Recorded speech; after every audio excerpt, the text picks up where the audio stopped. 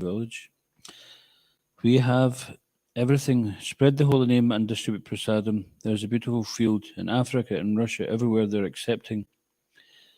When Prabhupada began asking his godbrothers to forgive him, they protested, "You are the eternal leader," one of them asserted. "You rule over us, guide us, and chastise us." "Forgive all my offences," Prabhupada repeated. "I became proud of my opulence." "No," said Puri Maharaj, "you never became proud. When you started preaching, opulence and success followed you. That was the blessing of Sri Caitanya Mahaprabhu and Sri Krishna. There cannot be any question of your being offensive." Srila Prabhupada ki jai. Jai Jai Sri Chaitanya Jai.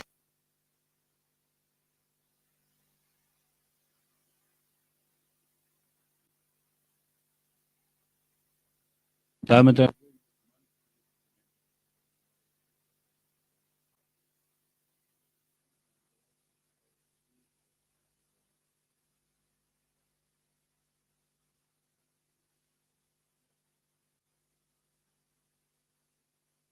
What Damodar means?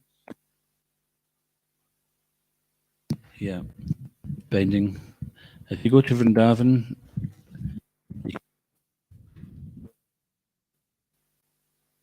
which is where Krishna was when he was very young, and you can visit a place called Utkala. Utkala is where Krishna was bound to the grinding mortar by Mother Yashoda. And they tell us it's the same grinding mortar. I don't know if it is, but it looks quite old, but I'm not sure it's 5,000-year-old wooden grinding mortar. But yeah, it's certainly a very special place. So you can take the opportunity to visit that if you get to Vrindavan.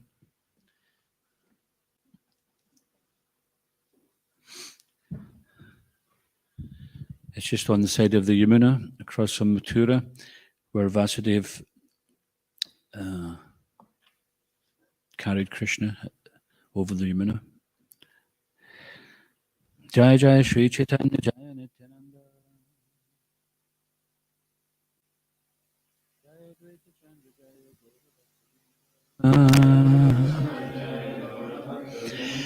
Jai Jai Sri Chaitanya Jaya Nityananda.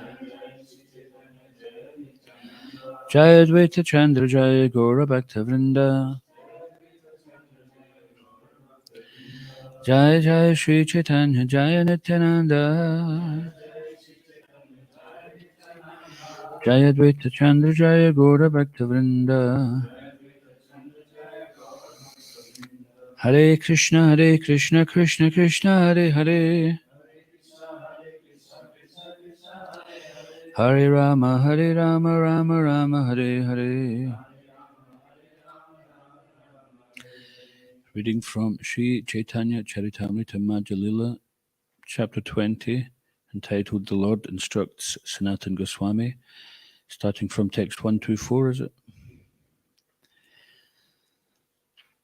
So I'll just do this first one myself. Veda Shastra Kahi Sambandha Abhidya Prayojana Krishna Prapya Sambandha Bhakti Praptyera Sadhana.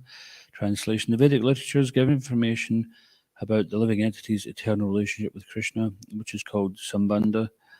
The living entity's understanding of this relationship and his acting accordingly is called Abhidya. Returning home back to Godhead is the ultimate goal of life and is called Prayojana. We didn't do this last week.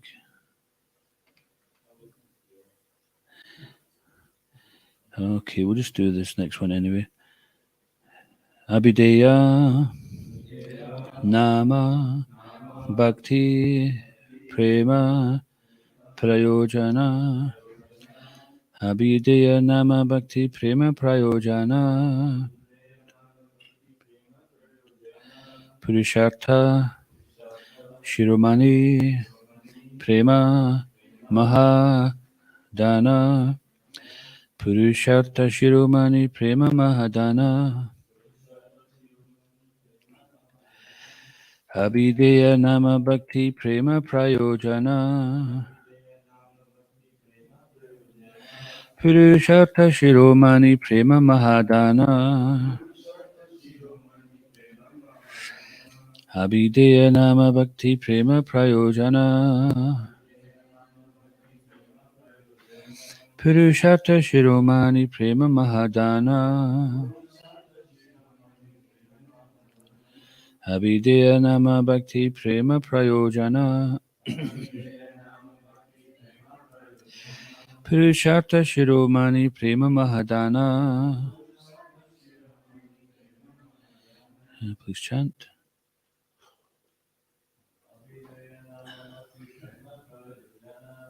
Abhideya Nama Bhakti Prema Prayojana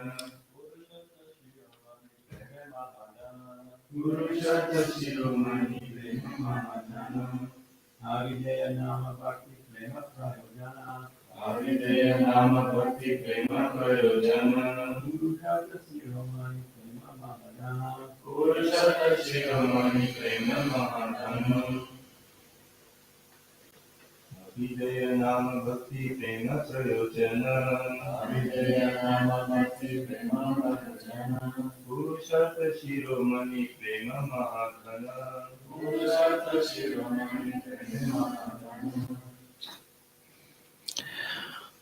Ladies. Abhideya Nama Bhakti Prema Prayojana Purushartha Shiromani Prema Abhideya. Activities to revive one's relationship. Nama, named. Bhakti, devotional service. Prema, love of Godhead. Prayojana, the ultimate goal of life. Purushartha Shiromani, the topmost interest of the living entity. Prema, love of Godhead. Mahadana, the greatest wealth. Translation: devotional service or sense activity for the satisfaction of the Lord is called abhideya because it can develop one's original love of Godhead, which is the goal of life. This goal is the living entity's topmost interest and greatest wealth. Thus one attains the platform of transcendental loving service unto the Lord. Please repeat. Devotional service or sense activity for the satisfaction of the Lord is called abhideya because it can develop one's original love of Godhead, which is the goal of life. This goal is the living entity's topmost interest and greatest wealth. Thus one attains the platform of transcendental loving service unto the Lord. Srila Prabhupada's purport: the conditioned soul is bewildered by the external material energy, which fully engages him in sense gratification in various ways. Due to engagement in material activities, one's original as the Supreme Father of all living entities, Krishna wants his sons to return home back to Godhead. Therefore, he personally comes to deliver Vedic literatures like the Bhagavad Gita. He engages his confidential servants who serve as spiritual masters and enlighten the conditioned living entities. Being present in everyone's heart, the Lord gives living entities the conscience whereby they can accept the Vedas and the spiritual master. In this way, the living entity can understand its constitutional position and his relationship with Supreme Lord, as personally enunciated by the Lord himself in the Bhagavad Gita 15:15. Vedaishta sarvaya aham eva vedya. Through the study of Vedanta, one may become fully aware of his relationship with Supreme Lord and act accordingly. In this way, one may ultimately attain the platform of loving service to the Lord. It is in the living entity's best interest to understand the Supreme Lord. Unfortunately, the living entities have forgotten that this is in their best interest, and therefore Srimad Bhagavatam says, Na te vidu swarta gatim hi Vishnum, Bhagavatam 7.5.31. Everyone wants to achieve life's ultimate goal, but due to being absorbed in the material energy, we waste our time with sense gratification. Through the study of Vedic literatures, of which the essence is the Bhagavad Gita, one comes to Krishna consciousness. Thus one engages in devotional service called abhideya. when the living entity actually develops love of Godhead, he has reached the ultimate goal, prayojana. In other words, one who becomes fully Krishna conscious has attained the perfection of life. Om Agana Tamarandasya Gananjana Salakaya Chakshurinmilitam Yena Tasmai Shri Gurave Namaha Bekam Karoti Vachalam Pangam Lagate Garim Yat Kripatamaham Vande Shri Garim Dinataranam Jai Shri Krishna Chaitanya Prabhu Nityananda Shri Advaita Gadadhara Shiva Sadi Gaura Bhaktavrinda Hare Krishna Krishna Krishna Hare Hare Hare Rama Rama Rama Hare Hare. Devotional service or sense activity for the satisfaction of the Lord is called abhidya because it can develop one's original love of Godhead, which is the ultimate goal of life. This goal is living entity's topmost interest and greatest wealth. Thus one attains the platform of transcendental loving service unto the Lord.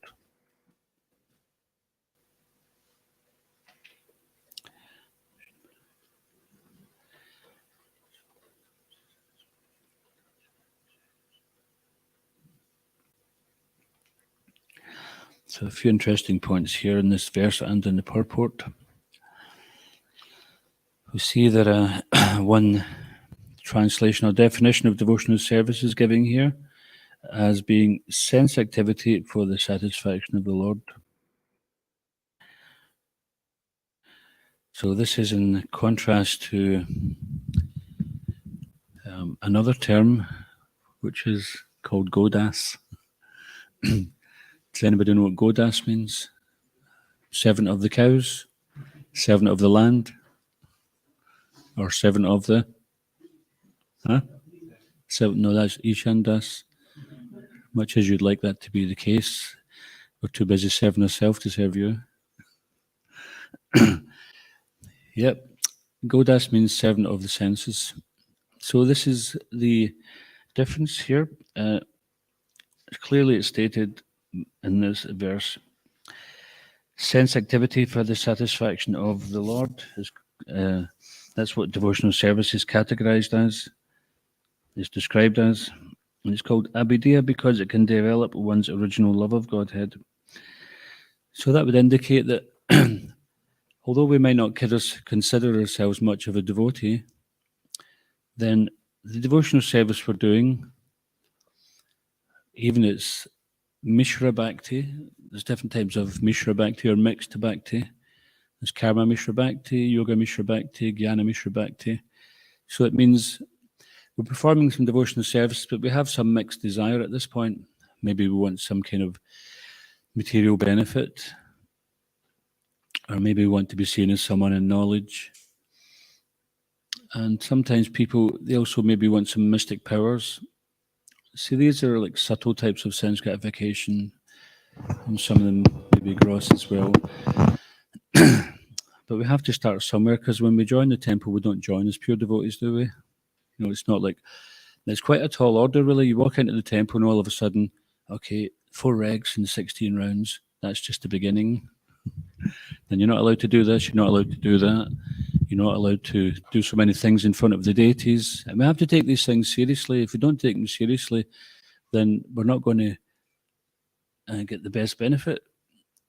So it's a bit difficult to kind of bring all that on board at one time, because sometimes you can't even remember them all. So Prabhupada makes it quite simple. You know, these 4 regulative principles there are essentially aimed at minimizing our animalistic propensities and trying to establish some kind of dharma. So there are 4 pillars of religion. Can anyone name 1 or 4? Truth,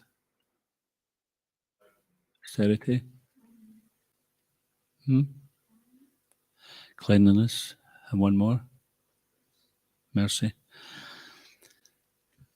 So these are the 4 principles of religiosity, and then the 4 regulative principles are there so that we can avoid doing adharma and to keep the lower modes away and to make the mind steady. So that might be a bit difficult because our mind is so trained in other ways. But still, we do our best, as long as we're trying, and as long as we don't use "I'm trying" as an excuse to not try.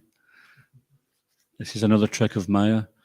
One time I was saying something to one devotee, and the devotee easily could do what we were asking. He was making some excuse. He said, "I'm trying my best." I says, "But are you really trying your best? Or are you trying your best because you want me to shut up? You don't want me to tell you to try and do this because I can see you can do it. You've done it before." So sometimes the mind becomes powerful and it just says, "Oh, you're doing your best," you know. But Krishna, if it's just dependent on us, then we can't get out of the material world. Daivahisha gunamayi mama maya duratyaya. Duratyaya. This material energy, known as Maya, is very difficult to overcome, but one who surrenders unto Krishna can easily cross beyond it. So if we're surrendering to Krishna, or someone directs us to surrender to Krishna, then we put our faith in that and we try it. It won't happen without us trying it. There was one, I mentioned this before, my godfather sister Palindri, she was in charge of some services, and I was feeling a bit overworked because I was doing Sankirtan and cooking for the devotees at the same time. No, this was another instance. There was some concept of a surrendering to a situation which I was having difficulty with, and I was trying to reason, saying, "No, I just can't see the point of this." And she says, "You won't until you do it, and then you'll see." And she says, "Believe me, I've done it myself." So I said, "Okay." So then I did it, and it was a fact. Krishna's not going to reveal himself in different ways. It's not like necessarily, okay, I surrendered to cutting up the vegetables, didn't want to cut them up, but I surrendered to, so where's Krishna now? Why is he not standing in front of this table in the form of Shyamasundar playing his flute? I did something that I didn't want to do. It's not as simple as that. He starts to reveal himself gradually. And Krishna reserves the right to not reveal himself to casual or inauthentic worshippers. That's stated in Srimad Bhagavatam, 3rd canto. But still, Krishna wants to reveal himself. But, if you've been in a situation where you've been very much friendly with somebody or in a relationship, and then the person hurts you and then they apologize, then you're a bit, especially if it's happened again and again, you're a bit cautious of letting them back into your life again, isn't it? You wouldn't just say, "Okay, you said sorry, come back in and wreak havoc in my life again." You want to make sure that the person they're not going to. So Krishna is very soft-hearted. He's so soft-hearted that he'll come to the material world again and again. Millennium after millennium, he appears in so many different forms, and he sends his devotees because Krishna hasn't forgotten about us, although we've forgotten about Krishna. So the process of devotional service we're given in this material world is it's been made, especially in Kali Yuga, it's been made very easy for us. We simply just have to chant Hare Krishna, which is a simple prayer. "My dear Lord, please engage me in your devotional service. My dear energy of the Lord." So this is Srimati Radharani. Hare Krishna and Hare Rama.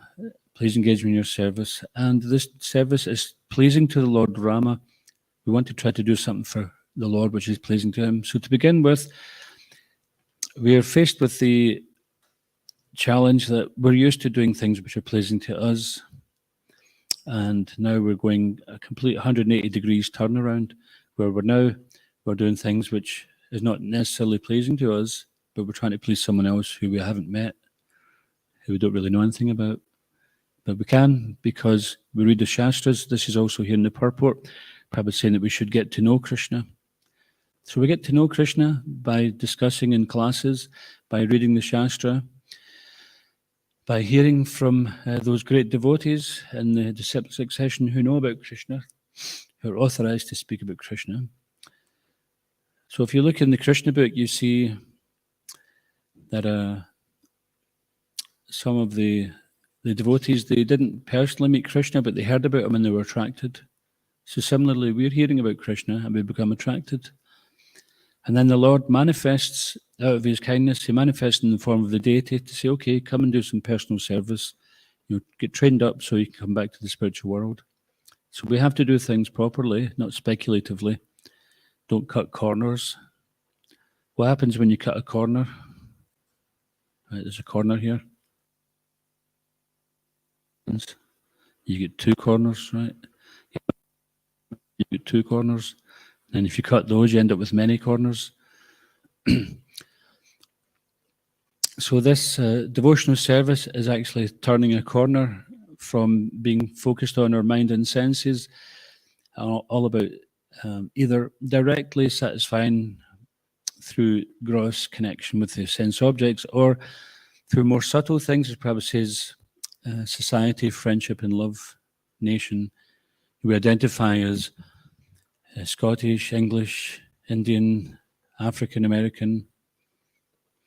We identify with this a certain type of nation, and sometimes we become proud or sentimental about our nation.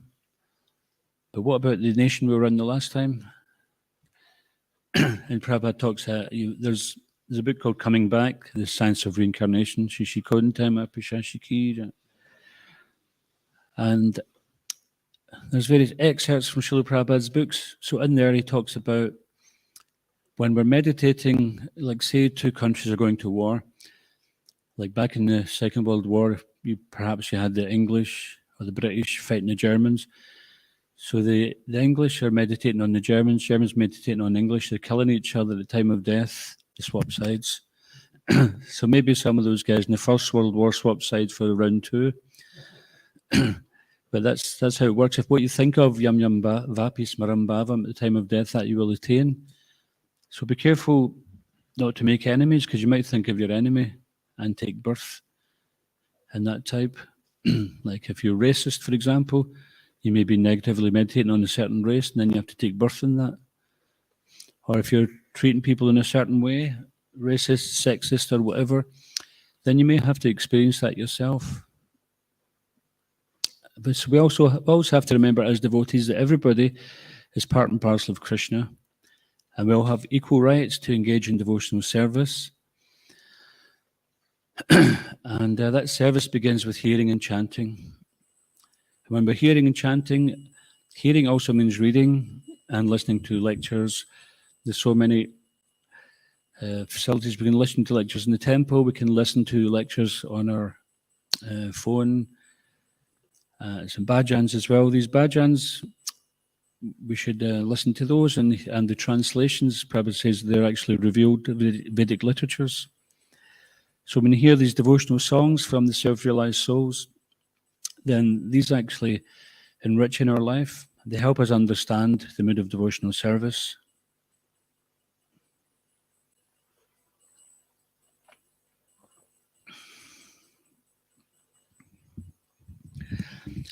So we're accustomed to serving ourselves, putting ourselves in the center, but now we're trying to have a change of heart and put Krishna in the center. So by putting Krishna in the center and engaging in activities for the pleasure of the Lord, then it can develop one's original love of Godhead. So this original love of Godhead means that it's not something which is being imposed upon us or manufactured. It's something which is actually there. I can't remember which canto it was, but if anyone remembers the particular verse, there's one part where Maharaj Yudhisthira asks Krishna, how is it the living entity gave up service for you? So this type of question means the eternal living entity means that, you know, that we did have devotional service and we gave it up. So that's simply because we wanted to. Someone was asking the question. We were in Dundee just on Friday. There's a nice program there, and it was in the chaplaincy at the Dundee University. And there was about 50 or 60 people there. Someone asked that question. I can't remember exactly what the question was. That's right. It was why did God create the material world? Because you would think, well, if you don't create the material world, then nobody has to come here. Problem solved. Krishna, just take it back and take us all back. And Krishna would. But it was created, Prabhupada answers this in the first canto of Srimad Bhagavatam. Krishna created the material world because we want it. We wanted something different. We wanted something separate. We wanted to experience what's it like to be Krishna. I wonder what it's like being Krishna. Must be amazing. Oh, you want to be Krishna? Here you go. You can come here and be God's competitor in the material world with everybody else. We're all competing for supremacy in this world.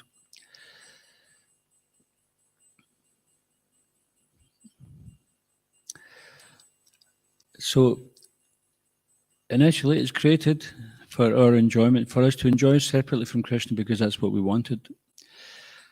But because it's an incompatible situation, Prabhupada explains that the living entity becomes frustrated and turns back to Krishna because that's where we belong.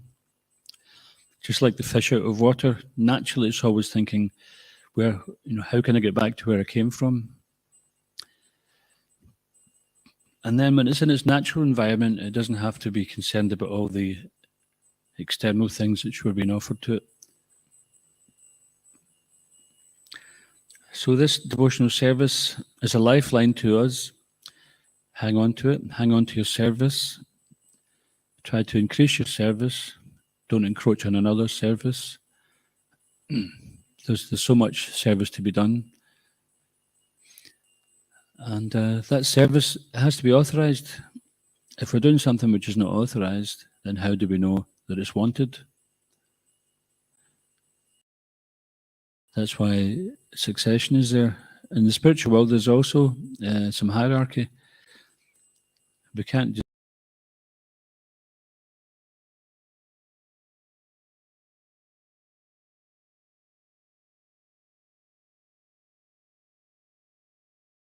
So Krishna wants that we, above all things, do our duty. This is the message of Bhagavad Gita. Do our duty and follow instructions. Follow instructions doesn't mean to say that we can't use our initiative or that we don't have any freedom to choose. Yes, simply, even sometimes Prabhupada would, with just a couple of words, he'd give someone a life's mission, like Mangalananda Prabhu. He was in the recording studio with one other devotee and they were recording Srila Prabhupada's bhajans. And he had actually written some songs, Krishna conscious songs in the English language, taken from Srila Prabhupada's books. And he just did them because he was a singer-songwriter. More or less, he kind of did them for his own satisfaction somewhat. But the other devotee who was with him says, no, you should let Prabhupada hear them. He says, no, I can't let Prabhupada hear these. He says, no. So Prabhupada had just finished the recording session and he was about to get up. He actually started to get up and the devotee who was with Mangalananda says, oh, Prabhupada, Mangalananda Prabhu has got some songs. Would you like to hear them? And then he sat back down again. And you hear Mangalananda recounting this pastime and he becomes choked with emotion. He says, and Prabhupada sat back down again to hear my songs. And he says, let's hear it. So he played the songs and he said, you should do it.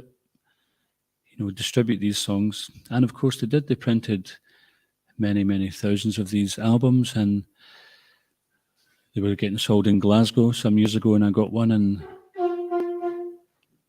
look what happened. So Prabhupada just with a couple of words, just do it. Before Nike came up with it, Prabhupada was saying this.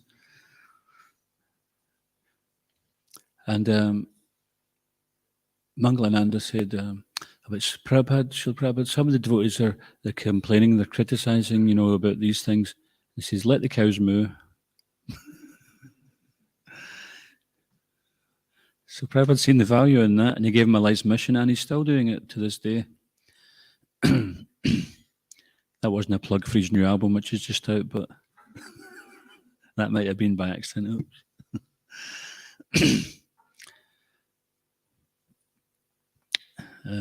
Which incidentally is entitled It Ain't Over Yet. And the message of that one, it ain't over till it's over and it ain't over yet.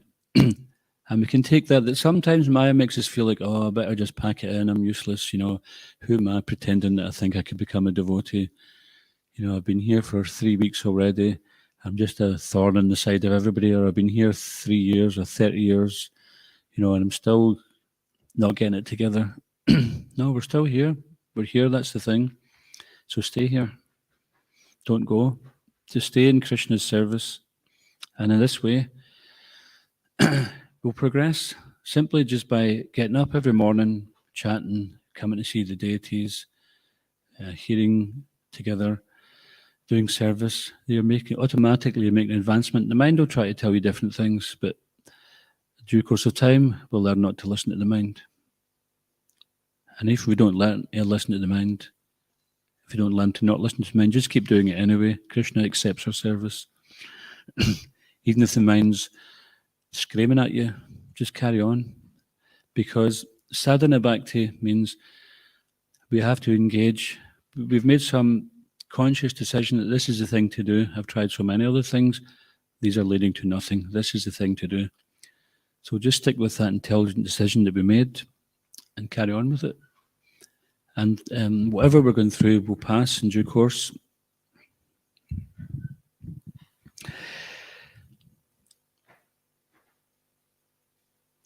So this is Prabhupada mentions in this purport here that Krishna wants his sons. Of course, when he says sons, he means sons and daughters. He means the living entities. It's the kind of the example is given, like in the Bible, the prodigal son, where the father has a number of sons and one of them leaves home and he becomes a bit wayward, but then finally he comes back and they have a big celebration. So it's referring to like this, but basically it means the parts and parcels, all the living entities. Krishna wants them all to come back. We might think there's some little insignificant spider crawling along, but that's part and parcel of Krishna. He wants them back as well. But of course, in the human form of life, we have a great opportunity because the Shastra might be sitting here and a little spider might crawl across it. It might get benefit because it's touching the Shastra, but it's not actually getting to read it and understand it. But the human form of life enables us the opportunity to actually understand to some degree. And understand the process means that by engaging in the process, Krishna will give the understanding, Tesham Satata Yuktanam. That understanding comes from Krishna. Vidaischa Sarvair Aham Eva Vedya. So by the study of Vedanta, Krishna is to be known. Or it is Krishna who is to be known by the study of Vedanta, not something else. Sometimes it's translated in one way or another. So when we read, say for example, the story of Usha and Aniruddha, is everyone familiar with that from Krishna book? Usha and Aniruddha. So Usha had heard about Aniruddha and she became attracted to him. So similarly, we hear about Krishna and we become attracted to Krishna. So Prabhupada recommended should be philosophy in the morning. So we've got Bhagavatam, Bhagavad Gita, and in the evening there should be Leela, like Krishna book, or Prabhupada Leela, like that. And then we can have nice dreams.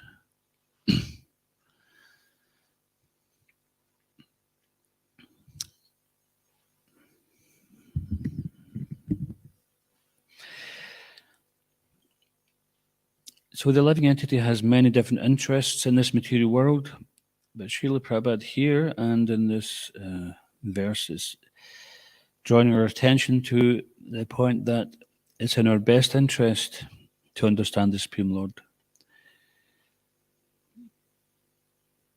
So unfortunately, the living entity have forgotten this. So therefore, Jeev Jago Gora Chanda Boli Kotani Drajao Maya Pisa Chirakoli. The Lord has appeared along with the holy name in Kali Yuga, Golokera Premadan Harinam Sankirtan. So from the spiritual world, Goloka, the gift of Premadan, pure love of Godhead, has come in the form of Harinam Sankirtan. And when we chant, especially congregationally and especially in the streets where we take that chanting to other people, then this is very pleasing to Krishna. And that's why it's also pleasing to ourselves. And when we go out on book distribution, this is even more pleasing because it's quite a surrender to do that. It's not everyone who can do that without thinking twice.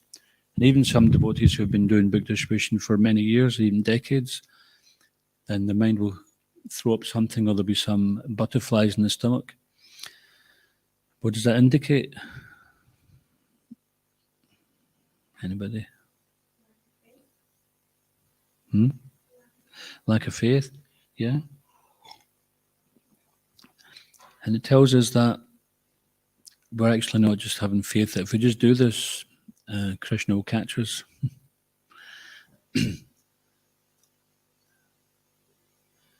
Yeah, so it indicates it.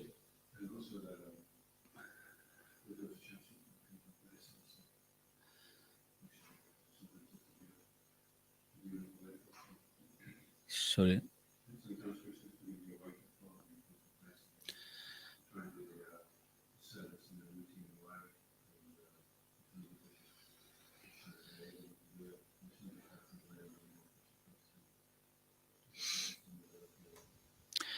Yeah, so Krishna doesn't want us just to be kind of locked into some kind of routine. So the butterflies in the stomach indicate that there's some surrender required. Yes. Also, does it show that our aware or not practice is to practice devotion? We having this opportunity to practice.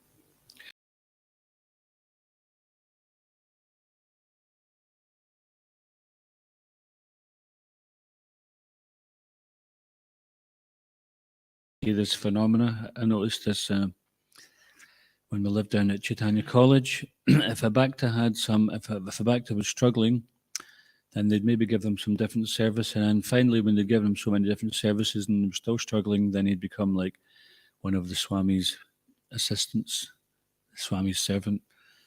And then I started noticing that somebody would be bouncing around different departments and then they end up serving the Swamiji. And I was thinking it was like, oh, they've proved themselves so well that finally they've got to serve the Swami, but actually they were struggling so much that this was like the last resort for them.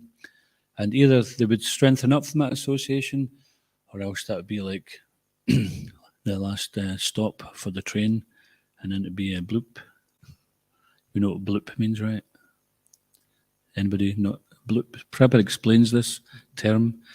So ISKCON is like the boat crossing over the ocean of nescience of Kali Yuga. And sometimes on the boat, if it's stormy, if you've ever been on a boat in a stormy weather, you ever been in the boat in such a condition? Anybody? I have, yeah. And sometimes you get seasick and you're thinking, oh, this boat is causing so much trouble, let me jump off. But the boat is the only thing which is giving you any security there. The ocean is stormy. It's not the boat that's stormy. The ocean's on the boat is on the ocean. But if you mistakenly think, oh, this boat is causing so much trouble, let me get off. This Hare Krishna movement's caused me so much trouble. I wasn't as bad as this before I joined. Let me just jump off. And we jump off the boat and we hit the water and we go bloop. So Prabhupada refers to it as that term bloop. It's interesting, that this bloop term came afterwards. So you've got just do it, bloop. What else? Prabhupada had his own vocabulary. He'd make up words to describe things very accurately.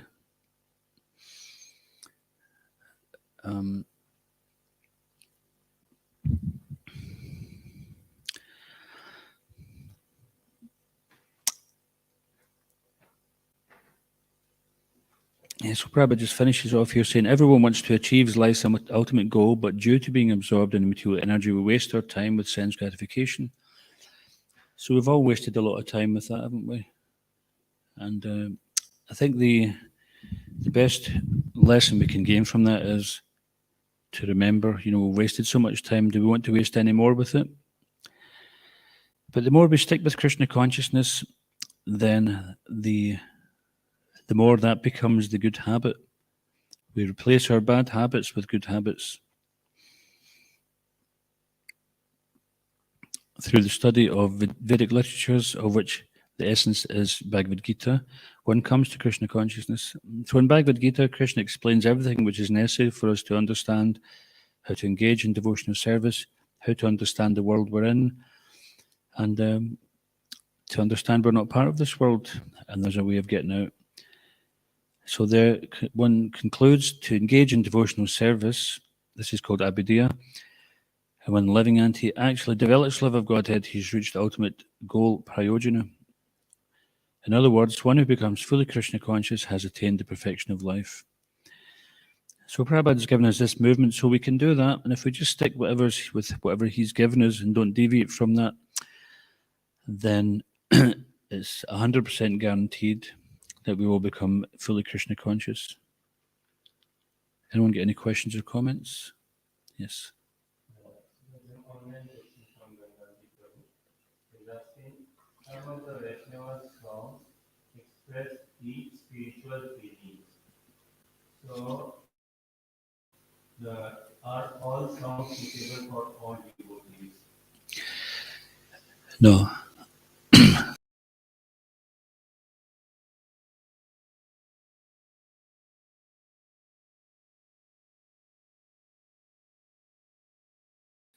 What some advanced devotee is going through, but we shouldn't try to mimic that we're in that level as well. Oh, Gopinath, I'll smash my head off a rock in separation from you. And then what? How does that match with our character? We're doing some other nonsense. So no, but still we can. And Gita Govinda also by Jayadev Goswami, then that's also not recommended for just devotees who are still on Neophyte platform. One should become free from sex desire before they hear some of these. But the songs of Vaishnava Acharyas are songs which are authorized for the devotees to listen to. There's a ISKCON songbook called Songs of the Vaishnava Acharyas. And it's showing us that some of these refer to our situation in the material world and how we can get out of that. And some of it is showing us how by engaging in devotional service, we can expect some of these symptoms. So we should be careful, if we're unsure about something applies to us or not, then we should ask some authority. Next question, Gandaki, thank you. Anything else? A question from Mohini is asking, how can I improve my devotional service when I have duties at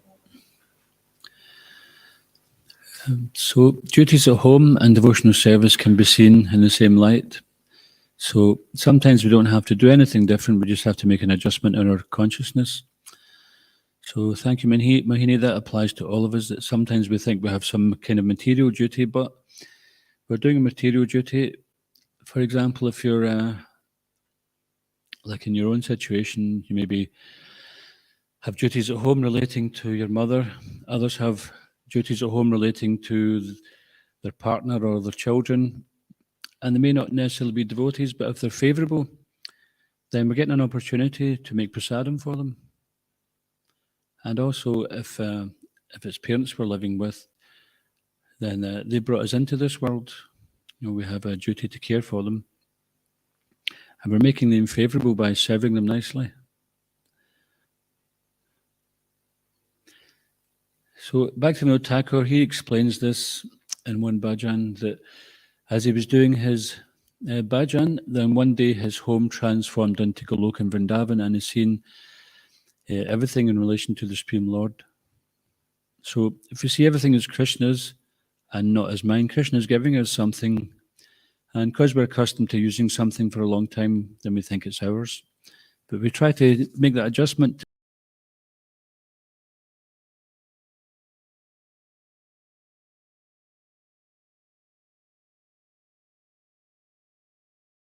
Are realized devotees or they're not realized, but they're still part and parcels. Of course, we have to draw the line and refrain from doing things which are going to contravene our own vows. That's the main thing. So I hope that helps. Anything else? Okay. ISKCON Govinda ki, Srila Prabhupada ki, Caritamrta Srimad Caitanya Caritamrta ki, Jai Gaur Premanande.